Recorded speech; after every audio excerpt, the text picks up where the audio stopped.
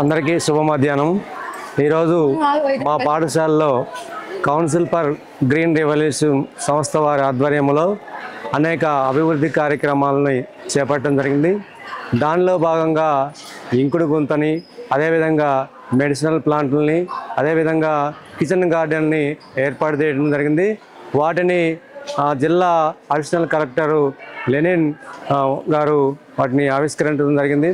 అయితే ఈ కార్యక్రమం యొక్క ముఖ్య ఉద్దేశం ఏంటంటే విద్యార్థులందరూ కూడా పర్యావరణాన్ని రక్షించాల్సినటువంటి బాధ్యత ఉన్నదని ఈ కార్యక్రమంలో వక్తలందరూ తెలియజేయడం జరిగింది. భూమి, ఆకాశము, నీరు, నిప్పు వీటిని మనం కాపాడుకుంటేనే రాబోయే తరాలకి అవి మనకి మేలు చేసే అవకాశం ఉంది. ప్రకృతిలో ఉన్నటువంటి జీవుల పట్ల మనం సానుభూతితో ఉండాలి. ప్రకృతిని మనము, భూమాతను మనము ప్రేమపూర్వకంగా చూస్తే మనకి ఎన్నో ప్రయోజనాలు ఉంటాయి. ప్రకృతి కోపంతో ఉంటే కనుక ఈ భూమి కూడా నాశనం అయిపోయే పరిస్థితి ఉంది. కాబట్టి మనం